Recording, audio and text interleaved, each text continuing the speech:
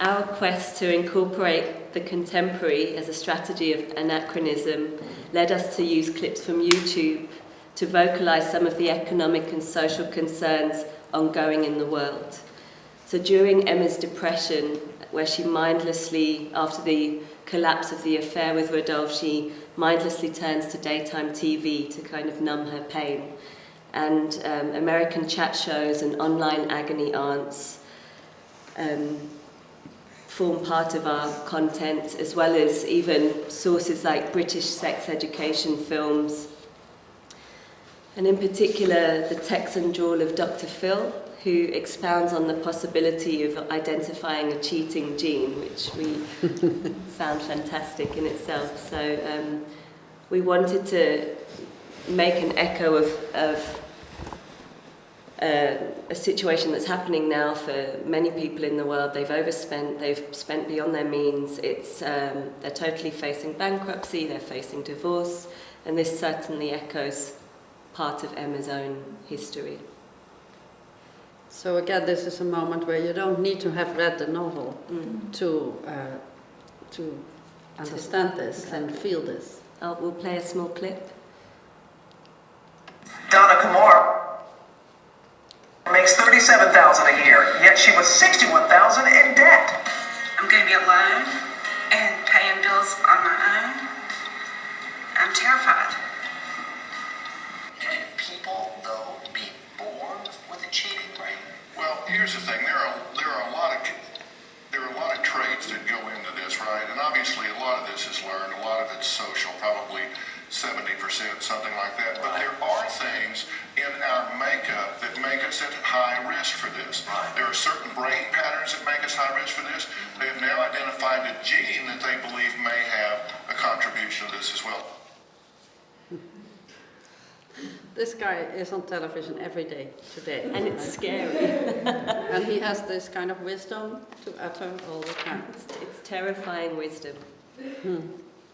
Now, we just saw this scene in the shop where this man gets very close. But before that, when she enters the shop, this is what you see. And this is actually what the shop looks like when you enter, with this beautiful Zaha Hadid sofa and this screen-filled wall that then goes up. So you have all these television screens with fictions on it. It goes up, and then you get the deeper fiction, the close. Which actually move forward. They are in They this then come forward. cabinet, and they push forward. So, and then he takes and he holds himself like he approves, and then she approves. It's really scary to see how this happens. And but before that, I don't know if we have a slide of that of the mother in the other shop. No. Before that or after, in the same sort of range of every afternoon going fun shopping, she goes to a store of delicatessen, very expensive food, and there you see the mother-in-law. And this is an important point for us, that again, it's not only Emma, it's not that she's mad, the whole world is mad. Her mother-in-law has been first of all, has sold her son to his first wife because she thought she was rich. So when Charles goes to the farm the first time, he already knows that this farmer is wealthy. So everybody is in this business of selling themselves and buying others and all that. So it's not only Emma. But in this other store, you see the mother-in-law spying on her, and actually taking stuff back that she has put in the shopping basket and put it back, because who needs colored pasta, that's like 10 euros a pack. So she puts it back, and Emma comes, and of course on some level she knows, but then she just carries on and ends up with a 1,500 euro bill, which was the actual amount of what was in the basket, so it's not a fiction.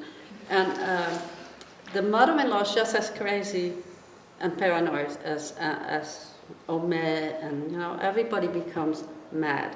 Even this quiet man Charles, when he finds the bills, he goes mad. He becomes a little violent. So the madness is everywhere. This is really important in Flaubert. Again, this is this free and direct discourse that diffuses the subjectivity, makes everything subjective except you don't know which subject. And for us, this was a way of expressing that in visual scenes.